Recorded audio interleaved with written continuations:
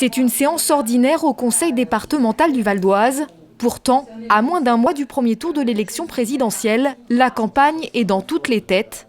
À gauche, alors que la liste des élus socialistes ralliant Emmanuel Macron s'étoffe de jour en jour, ses conseillers départementaux font bloc derrière Benoît Hamon. À titre personnel, je suis pleinement engagée dans la campagne de Benoît Hamon. C'est le candidat sorti de la primaire, c'est le candidat légitime et je pense que sur le terrain, on est attendu par la population de gauche, par l'électorat de gauche pour faire cette campagne-là. Donc je fais à titre personnel campagne. J'ai organisé les primaires, j'ai encouragé tout le monde à militer pour les primaires, pour avoir le plus de soutien possible aux candidats du Parti socialiste. Dès lors que Benoît Hamon a été désigné candidat du Parti socialiste, nous avons fait campagne, quels que soient d'ailleurs les choix des uns et des autres, sur la 9e circonscription d'une manière générale, puisque Luc Broussy, qui est le candidat socialiste sur la 9e circonscription du Val d'Oise, était par exemple un soutien de Manuel Valls. Un soutien au candidat socialiste qui se vérifie également chez des élus qui n'avaient pas voté pour lui lors de la primaire de gauche. Malgré le ralliement de Manuel Valls à Emmanuel Macron,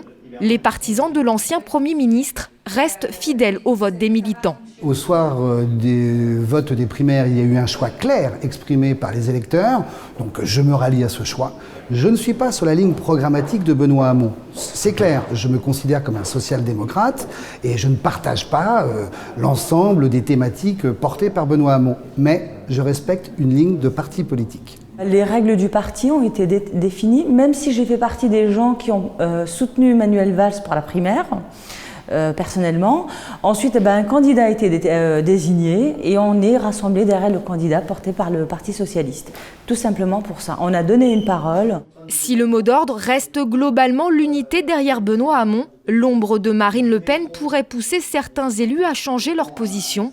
C'est le cas du président du groupe d'opposition socialiste au conseil départemental, Jean-Pierre Muller. Je pense, et je dis bien je pense, Benoît Hamon. Je dis également les choses par défaut. Si vraiment je pensais qu'il y avait au tout dernier moment un danger pour la République et pour la France et pour les Français, parce que je pense que Marine Le Pen est un grand danger pour tout le monde vraiment, je réviserai ma position. Le premier tour de l'élection présidentielle se déroulera le 23 avril prochain.